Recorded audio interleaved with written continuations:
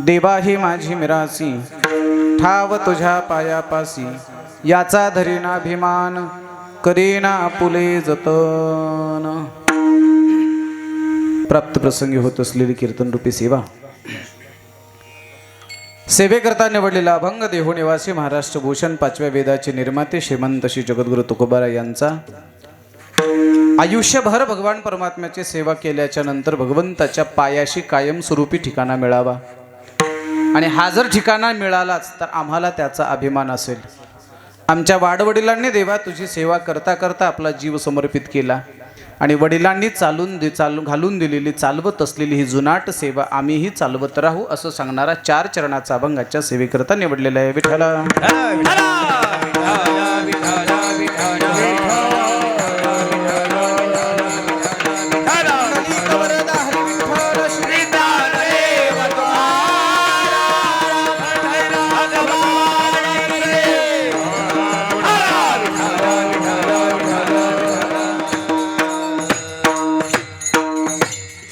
अगदी थोडा वेळ चिंतन मांडणार आहे मी. जास्त वेळ चिंतन मांडणार नाही. बाळांनो, तुम्ही सुद्धा कीर्तनाला बसलायत ना?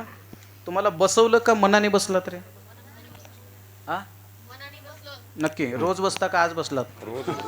नक्की थोडं मोठ्याने बोला. आता थोडं यांच्याकडे येतो. थोडं मोठ्याने बसलात. वा.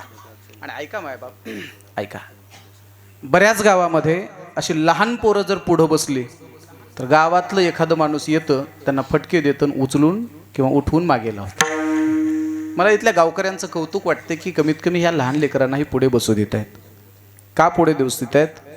गावकऱ्यांना कळले आपल्यानंतर आमच्या धर्मतत्वज्ञानाचा किंवा धर्माच्या सगळ्या परंपरा सांभाळण्याचं काम माझ्या पुढच्या पिढीवर आहे. या पुढच्या पिढीला धर्माचे संस्कार जर घडवायचे असतील तर कीर्तनामध्ये, कथेमध्ये समोर बसवल्याशिवाय पर्याय नाही. मला कोण्या धर्मावर टीका करायची नाही, मला कोण्या धर्माला वाईट की चांगले म्हणायचं नाही, पण मला खरंच आनंद वाटतो मला मुसलमान धर्माचा. इस्लाम धर्मातली माणसं दररोज नमाज अदा केल्याशिवाय लेकराला भाकरी खायला देत नाही. काय म्हणणं आहे तुमचं? खोटं आहे हे? त्याला म्हणतात लेकरू जर जेवायला मागत असेल तर माय म्हणते पहिले नमाज अदा करो, पहिले मस्जिद में जाओ और मस्जिद में जाकर कुछ कुरान की कुछ पंक्तियाँ पढ़ लो और बाद में खाना खाओ. इस्लाम धर्मातली माणसं तर धर्मसंस्कारासाठी एवढी जागी असतील तर आमच्या धर्मातली माणसं धर्माच्या संस्कारासाठी कधी जागी होणार आहेत हेही आज विचार करण्याची गरज आहे. माझी हात जोडून विनंती आहे, आपल्या कथा कीर्तनामध्ये लहान लेकरांना आवर्जून पुढे बसवा. का बसवा? जोपर्यंत या समाजामध्ये तरुणांची क्रांती होत नाही, तरुणामध्ये बदल होत नाही, तोपर्यंत समाज बदलत नाही. आणि लक्षात ठेवा, आज तरुणांनी कीर्तनात आलं पाहिजे. बरोबर आहे बाळांनो? तरुणांनी कीर्तनात आलं पाहिजे, लहानांनी कीर्तनात आलं पाहिजे. पण नेमकं कीर्तनाला कोण असतात? म्हातारे माणसं. झालं, मला बोलायची गरजच नाही. बोलूच का पुढे? थोडा आवाज द्या. म्हातारी माणसं कीर्तनाला असतात. बरोबर आहे. का कीर्तनाला असतात? घरातली माणसं खोक करायला लागलेली असतात, पण घरातल्यांना वाटते मंदिराकडे गेलेली बरी. मी कोणावर टीका करत नाही, पण माझी हात जोड विनंती आहे, घरातल्या म्हाताऱ्या माणसाने घर सांभाळत राहिलं तरी चालेल, पण माझी तरुण मंडळी कीर्तनामध्ये आली पाहिजेत.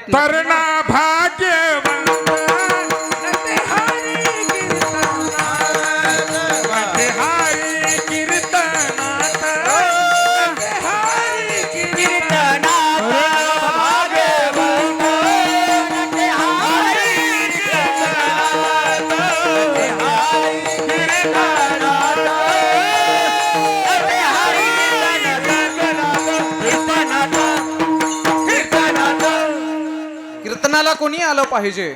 महाराज लिहितात, तरुणा भाग्यवंत नटे हरी कीर्तनात. तरुणांनी कीर्तनाला आलं पाहिजे. तरुणांनी. आता बाळाने तुमच्यासाठी 2-4 वाक्य बोलतो, पुन्हा अभंगाकडे येतो. मला यांना बसवायचं आहे. आता थोडंसं तुमच्यासाठी बोलतो. आता बोलायचं पटपट. कीर्तनाला म्हाताऱ्यांनी यावं का तरुणांनी यावं? मोठ्याने बोला. बाजारला तरुणांनी जावं का म्हाताऱ्यांनी जावं?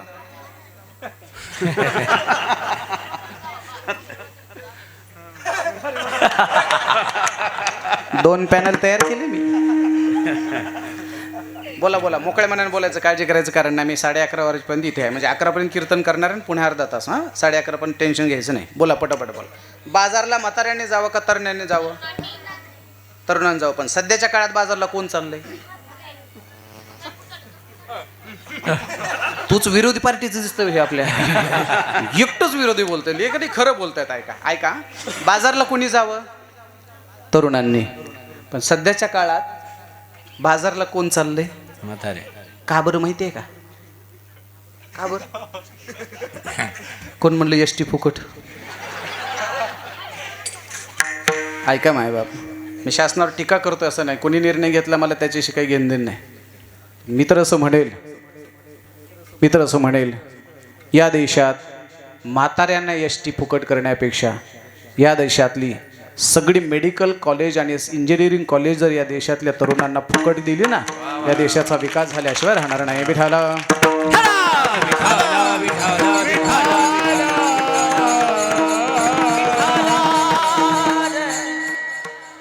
काय गरज आहे महाराज? वय झाल्यानंतर घरात बसणारी माणसं सुद्धा प्रवासाला निघाली. चला जाऊ द्या आता आपल्या मूळ मुद्द्याकडे या. बाजारला कुणी जावं? तरुणांनी. आता बोला, लग्नाला कुणी जावं? म्हाताऱ्याने का तरुणांनी? हे दोन्हीकडे मतदान करणारे दिसते. चला आता पुढे. चला पुढे, आता पुढे चला. आणखी आता याच्याच आधाराने थोडं जास्त पुढे लिहित नाही. आता ऐका, माणसाने नाचावं का नाचू नये? नाचावं. नक्की बोलत चला. मला तुम्हाला बोलतं करायचं मग अभंगाकडे यायचं. नाचावं का नाचू नये? नाचावं. आता पुढचा प्रश्न, कीर्तनात नाचावं का लग्नात नाचावं? नाचू कीर्तनाचे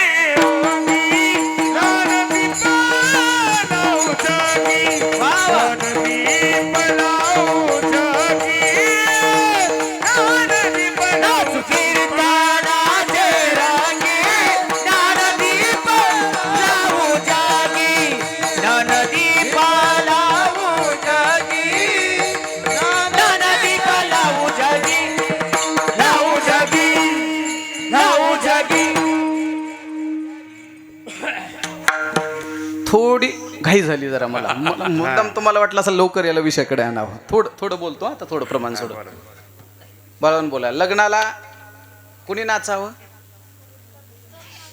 तरुणांनी नाचावं. तरुणांनी कुठे नाचावं? नक्की पक्ष बदलू माणसं आहेत हे. आता म्हणले हो, 5 मिनिटापूर्वी म्हणले हो आणि लगेच गुवाहाटीला निघून गेले राव. काय काय असं कसं काय शक्य? अहो आता फोन लागत होते, आता फोन बंद झाले यांचे. ऐका, आता अगोदर असं म्हटले, काय म्हटले? लग्नात. आता काय म्हणते? कीर्तन. 2च मिनिटात तुम्हाला दोन्हीचं महत्व सांगतून पुढे चालतो. ऐका, लग्नात नाचायची पद्धत कुठं सुरू झाली आणि कीर्तनात नाचायची पद्धत कुठून सुरू झाली? ऐका. वर्णानामर्थ संघानाम रसानाम छंदसामपि मंगलानांच कर्तारो वंदे वाणी विनायको. विठाला विठाला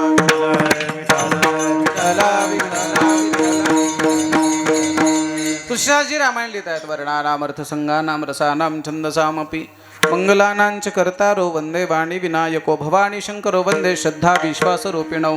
याभ्याम विना न पश्यन्ते सिद्धा स्वान्तसमीश्वरं. वंदे बोधमयं नित्यं गुरुं शंकर रूपिणं. यमाशतो हि वक्रोपी चंद्र सर्वत्र वंद्यते. हे बालकांडातले सुरुवातीचे 7 श्लोक आहेत. आणि 7 श्लोकानंतर जो सुमिरत सिद्धी होई, इथून तुलसी रामायणाची सुरुवात होते. आणि ऐका, तुलसी रामायणासारखा सुंदर ग्रंथ भगवान शिवजींनी माता पार्वतीला सांगितला. का सांगितला ही कथा सर्वांना माहिती आहे. पार्वती ही अगोदरच्या अवतारामध्ये सती आहे. सती ही दक्ष प्रजापतीची कन्या आहे. आणि जी सती बापाने अपमान केला, मालकाची निंदा केली, म्हणून ती सती यज्ञकुंडामध्ये उडी टाकते आणि आपला देह भस्मसात करते. आणि तीच सती कालांतराने पर्वताच्या पोटी जन्माला येते. त्या पर्वताचं नाव आहे हिमालय. पर्वताच्या पत्नीचं नाव आहे मैना. हिमालय आणि मैना यांच्या पोटी जन्माला येते. पर्वताची कन्या म्हणून तिचं नाव आहे पार्वती. लक्ष द्या. आता या पार्वतीचा विवाह भगवान महादेवासोबत ठरला. बाळानं बोला. आता पार्वतीचा विवाह कोणासोबत ठरला? महादेवासोबत ठरला. आता ठरला लगेच सोयरीक झाली, बैठक काय जे असेल ते सगळं ठरलं. हां, साखरपुड्याचा कार्यक्रम झाला, काय हळदी सगळं कार्यक्रम झाला. आता नवरदेवाची वरात निघाली वरात. लग्न कुणाचं आहे? महादेवाचं. महादेव त्या लग्नात कोण आहेत? हां, असं जरा असं काय असं उत्तर द्या. महादेव कोण आहेत? नवरदेव. नवरदेवाच्या पुढे असे बरीच माणसं चालत होतील. चालता चालता महादेव असं म्हणायला लागले नंदीला, नंदी काय देवा अरे जरा वराडातली माणसं कमी दिसत आहेत, तिकडच्या पाहुण्यावर आपलं इम्प्रेशन पडलं पाहिजे ना. शेत इकणं का होईना पण इम्प्रेशन पडलं पाहिजे. मी महादेवाचं बोलतोय, आपलं नाही. अरे समोरच्या पाहुण्यावर वजन पडलं पाहिजे. आपली एवढी एवढी माणसं दिसत आहेत, जरा जास्त माणसं वाढवा. नंदीने सांगितलं, भगवान 5 मिनिटामध्ये वराड वाढवतो, चिंता करू नका. नंदी तिथून थेट गेलं ते गावातल्या तिथल्या मसनवाट्यावर. मसनवाट्या माहिती आहे तुम्हाला? तुमच्या गावाला आहे का नाही? ऐका, एक वाक्य बोलू, पुन्हा बोलू, क्षमा मागून बोलू. तुमच्या गावाला मारुतीरायाचं मंदिर आहे का नाही? आहे. एखाद्या गावाला रामाचं मंदिर असेल किंवा नसेल. एखाद्या गावाला पांडुरंगाचं मंदिर असेल किंवा, बोला बोला, असेल किंवा. एखाद्या गावाला दत्तात्रयाचं मंदिर असेल किंवा. एखाद्या गावाला माऊलीचं मंदिर असेल किंवा. एखाद्या गावाला मसनवाटा असेल किंवा. मला वाटलं हे बी नसेल म्हणतात की काय कोणाष्ट. ऐका माय बापा, बिना मंदिराचं गाव सापडेल. पुढे ऐका, बिना सप्ताहाचं सुद्धा गाव सापडेल, पण बिना मसनवाट्याचं गाव महाराष्ट्राच्या कुठल्याच कोपऱ्यात सापडणार नाही. गोष्ट लक्षात ठेवा. आणि माझे एक हात जोड विनंती, मला इकडचं ठाऊक नाही, पण आमच्या लातूर जिल्ह्यामध्ये बरीच माणसं सकाळी सकाळी स्नान केल्याबरोबर सकाळी सकाळी देवाच्या मंदिरात जातात, देवाला नमस्कार करतात आणि मग आपल्या कामाला लागतात.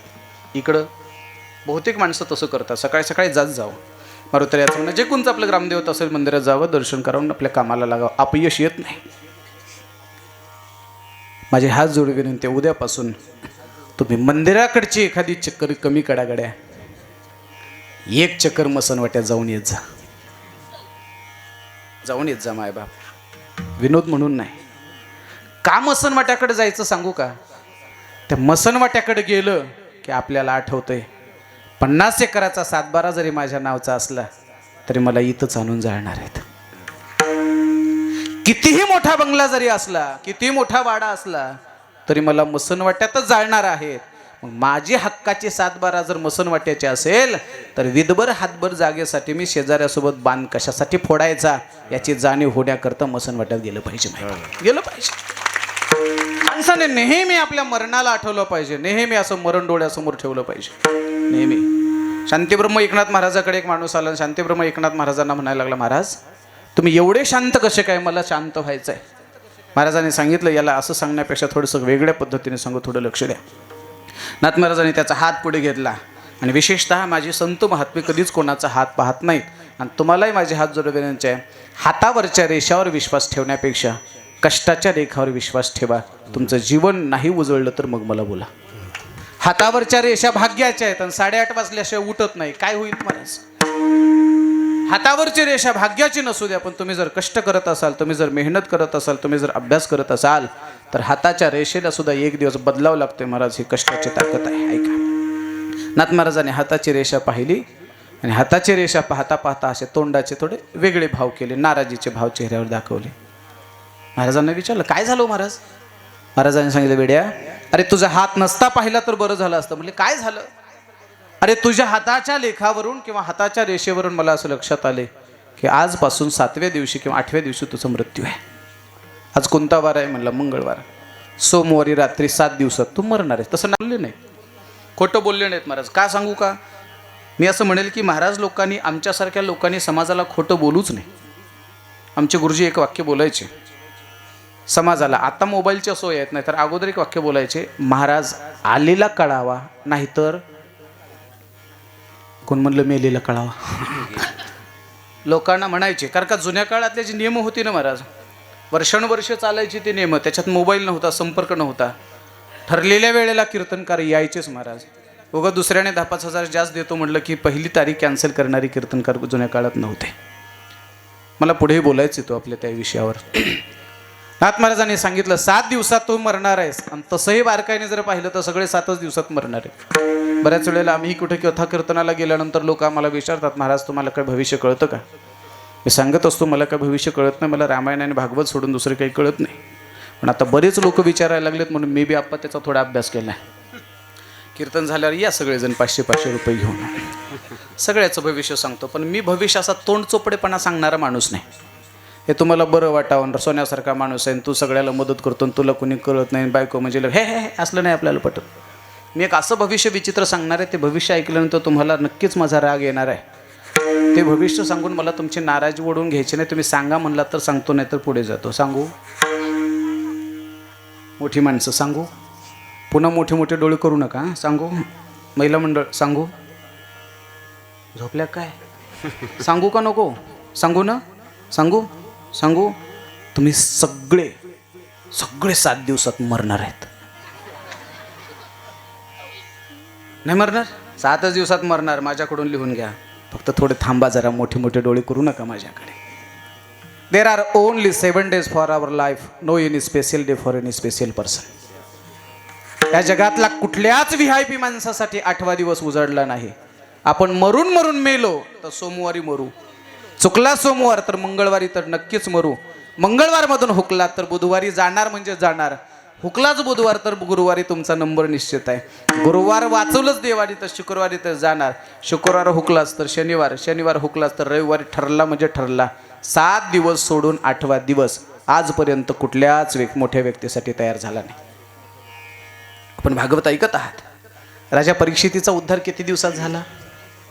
7च दिवसाचं आयुष्य होतं राजा परीक्षितीकडे. परीक्षितीचा उद्धार जर 7 दिवसात होऊ शकतो तर आमच्यासाठी सुद्धा 7च दिवसाचं आयुष्य आहे. क्षणक्षणाला आपण असं मरणाला डोळ्यासमोर ठेवलं पाहिजे. नाथमहाराजांनी सांगितलं तो 7 दिवसात मरणार आहेस. घरी आल्याबरोबर तो व्यक्ती कधीच बायकोला नीट बोलत नव्हता. शिवीशिवाय बोलत नव्हता. आल्याबरोबर तो बायकोला म्हणायला लागला देवी. बायको म्हणली ना काय गांजा फिंजा वडलंय का काय असं. तिला कधीच 2 शिव्या दिल्याशिवाय बोलायला सुरुवात करत नव्हता. आणि आल्याबरोबर देवी म्हणायला लागला. आता वेगवेगळ्या भागात वेगवेगळ्या पद्धती आहेत. मला इकडचं माहीत नाही, पण मला वाटतं की जालना जिल्ह्यामध्ये बायकोला थोडे लक्ष्मी म्हणायची पद्धत आहे. इकडे आहे का नाही? लक्ष्मी म्हणतात. लक्ष्मी म्हणतात ना. चांगली गोष्ट आहे. चला जाऊ. तो विषय वाढेल माझा.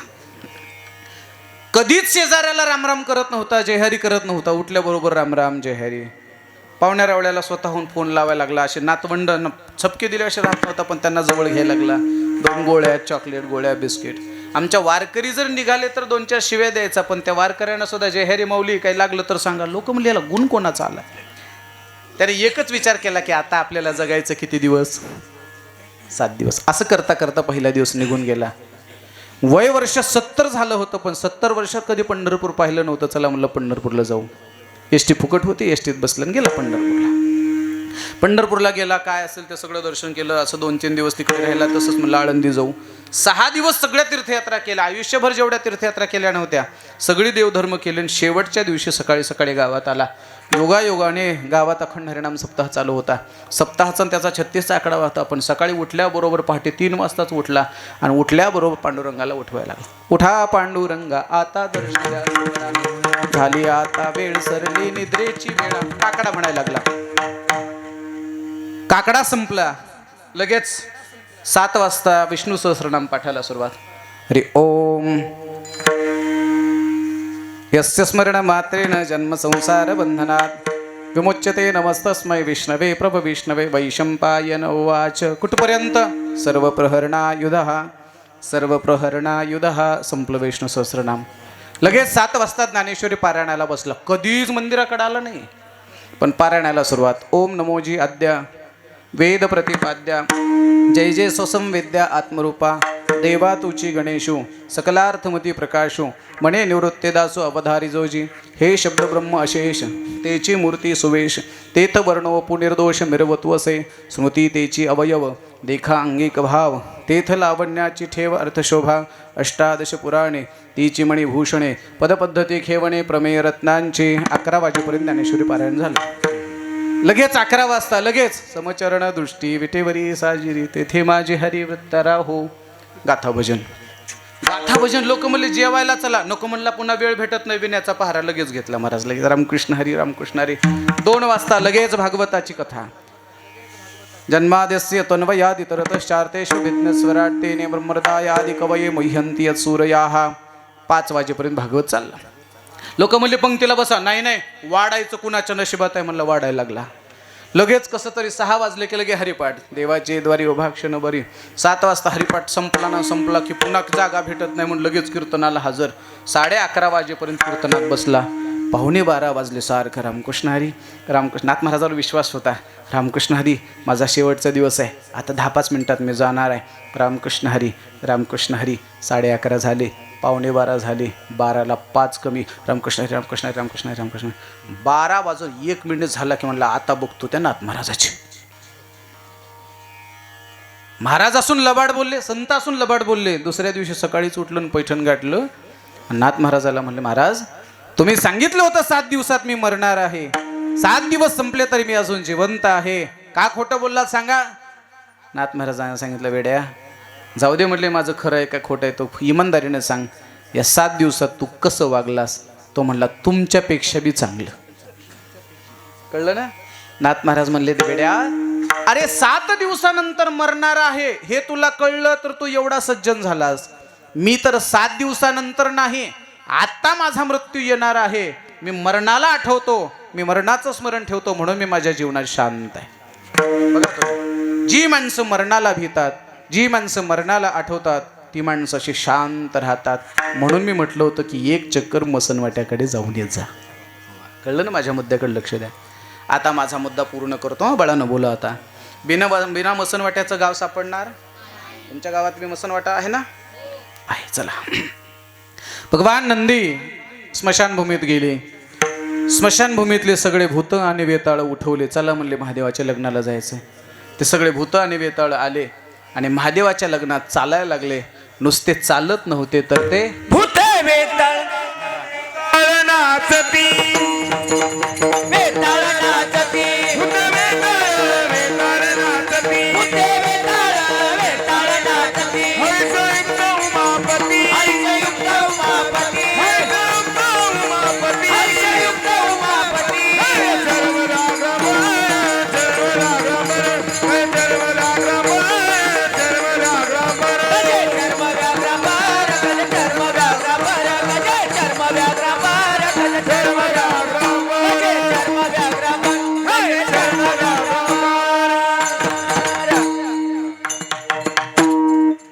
बस झालं की आता. असल्या चाली बी वाजवायला मजा येते माणसं. काय शब्द आहेत परत. भूते वेताळ नाचती, हर्षयुक्त उमापती, गज चर्म व्याघ्रांबर, कंठी शोभे वासुहार. ऐका आता बोला बाळानो. त्या लग्नात महादेव कोण आहेत. थोडं मोठ्याने बोला आणखीन. नवरदेव. नवरदेवाच्या पुढे कोण नाचत होते. मोठ्याने बोला रे, मोठ्याने बोला. हा. नवरदेवाच्या पुढे कोण नाचत होते. नवरदेवाच्या पुढे कोण नाचत होते. वेताळ सोडून द्या आता, जाऊ द्या, रजेवर पाठवते ना. नवरदेवाच्या पुढे कोण नाचत होते. मोठ्याने बोला. नवरदेवाच्या पुढे नाचणारे कोण. मी म्हटलो नाही, आपल्यात एवढी डेअरिंग नाही. तुमच्याच गावची लेकरं म्हणले नवरदेवाच्या पुढे नाचणारे कोण. आता ऐका, आता ऐका. पंढरपूरच्या रावळामध्ये माझ्या नामदेवरायांचं कीर्तन व्हावं आणि त्या कीर्तनाच्या टाळकऱ्यांच्या रांगेला अनेक साधू संत मंडळी उभे राहावीत. आणि साधू संत मंडळी नुसती उभे राहत नव्हते तर ते नाचत होते. आणि साधू संतांचा नाचण्याचा तो पावलाचा ठेका पाहिला की विटेवरचा पांडुरंग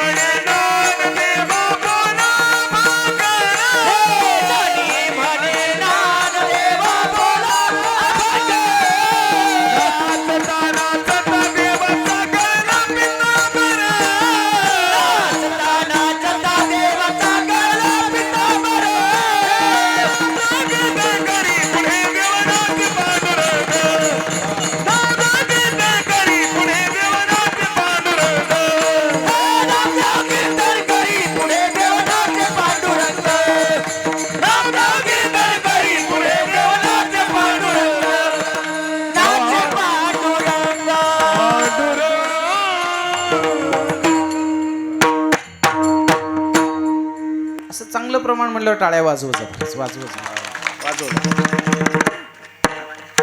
काय सुंदर प्रमाण आहे. नामदेव कीर्तन करी पुढे पांडुरंग परमात्म्याने नाचावं महाराज नामदेवरायाच्या कीर्तनात. लक्षात ठेवा बरं का बाळांनो. आता बोला. कीर्तनात जे नाचतात ना, कीर्तनात जे नाचणारे टाळकरी असतात ते माझ्या दृष्टीने देव असतात. आता बोला, कीर्तनात नाचणारा, पण मोठ्याने बोला रे. कीर्तनात नाचणारा, नवरदेवाच्या पुढे नाचणारा. मी दोन्ही पर्याय तुमच्या पुढे ठेवलेत. कुठं नाचायचं ते तुम्ही ठरवा. मला इकडचं ठाऊक नाही, इकडचं ठाऊक नाही, पण आमच्याकडची 12:30ची लग्न 3:30ला लागायला लागले, त्याचं वाईट वाटतं महाराज. इकडं कसं आहे बरं, लग्न लागायला उशीर मंडप टाकण्यामुळे होतो का? बरं, आचार्याने स्वयंपाक लवकर केला नाही म्हणून लग्नाला उशीर? भूत नाचत म्हणून. हे मला बोलायची काय गरज आहे का महाराज? बोला बोला, ऐका ना माय बाप, ऐकावं. हो, या भूतानी 12:30ची लग्न जर तुमचे 3:30 पर्यंत लावली असेल, मी या मताचा आहे. गावागावात अशा संघटना निर्माण झाल्या पाहिजेत. आता ऐका, आमची धर्मरक्षणासाठी संघटना निर्माण झाली पाहिजे. पुन्हा एक गोष्ट सांगू का? ऐका, दारू पिणाऱ्या आणि नवरदेवाच्या पुढे नाचणाऱ्या भूतांना गावातल्या पाटलाची सुद्धा हिंमत होत नाही पुढे चल म्हणायची. काय म्हणणं आहे तुमचं? बोला. सरपंचासारख्या मोठ्या माणसाला पोराला हाकला, महाराज तेवढं सोडून बोला म्हणतात. का हिंमत होत नाही महाराज पुढे चला म्हणायची? आणि एखादा चला म्हटलं तर त्याला मारल्याशिवाय, त्याला शिव्या दिल्याशिवाय कमी पडत नाही. ऐका मायबाप, एखाद्या गावात जर अशा पद्धतीचा जो धुमाकूळ चालत असेल तर त्याला प्रतिस्पर्धी म्हणून आपल्या धर्मरक्षक तरुणांची संघटना असली पाहिजे. आणि त्यांना एकच म्हणायचं, तुम्ही बाटल्या घेऊन या, आम्ही रूमने घेऊन येऊ. रूमने घेऊन या. पुढे बोलू का? मी प्रत्येक गोष्टीला मला धर्माचा आधार मागा. माझ्या रामचंद्र प्रभूचं आणि सीतामातेचं लग्न ठरलेल्या वेळापेक्षा, ठरलेल्या मुहूर्तापेक्षा फक्त 14 क्षण उशिरा लागलं होतं.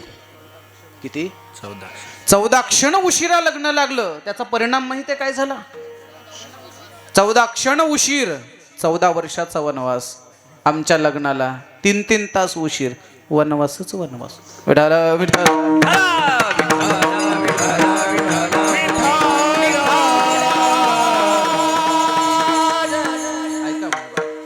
माझी सगळी तरुण मंडळी आहे बरं का. आता इथून पुढे मस्तपैकी पावलाचा ठेका धरायचा. हरिपाठाला येतं का नाही तुम्ही? हरिपाठात आलं पाहिजे, टाळ घेऊन नाचलं पाहिजे. आणि जुन्या भजनी मंडळाला गावातल्यांना विनंती आहे महाराज, नवीन पोराचा टाळ कमी जास्त होत असेल, पाऊल कमी जास्त होत असेल, गाताना स्वरातून बेसुरा जात असेल, त्याला लगेच मोठ्याने रागवू नका. नेट वाजवावं लागतंय. ते काहीच्या पोटात शिकणार आहे का? त्याला शिकू द्या, त्याला जवळ घ्या, त्याला पाठवून हात फिरवा, त्याच्यावर कौतुकाचे 2 शब्द वापरा आणि त्याला म्हणा, अरे चुकत असते, तू येत राहा. असं जर केलं तर सगळी लहानापासून मोठ्यापर्यंत सगळी मंडळी कीर्तनात येते. या रे या रे लहान थोर,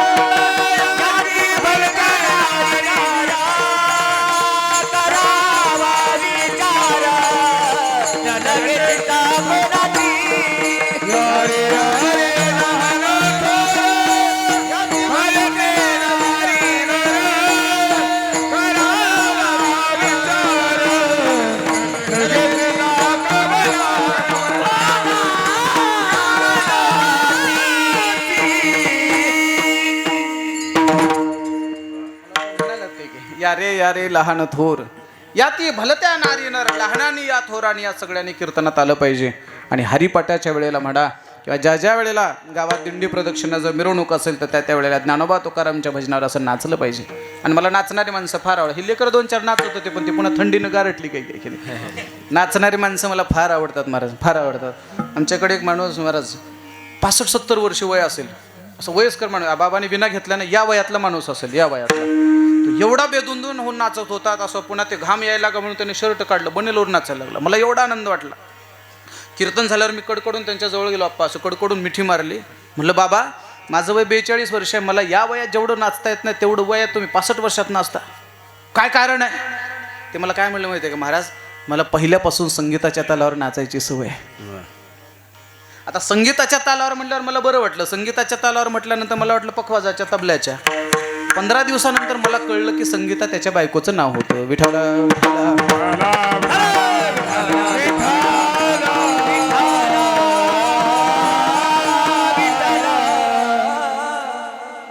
विनोद ज्यांना कळला ते हसले, ज्यांना नाही कळलं ती घरी गेल्यावर गोदडत गेल्यावर हसले. कीर्तनामध्ये 3 पद्धतीचे लोक असतात. एक 5G रेंजवाले लगेच हसतात, 4G वाले सगळ्याचं हसणं झाल्यावर हसतात, आणि 2G वाले घरी गेल्यावर झोपल्यावर हसतात. चला तुम्ही आता स्वतःला विचारा, मी कोणत्या कॅटेगरीत आहे ते. विठ्ठला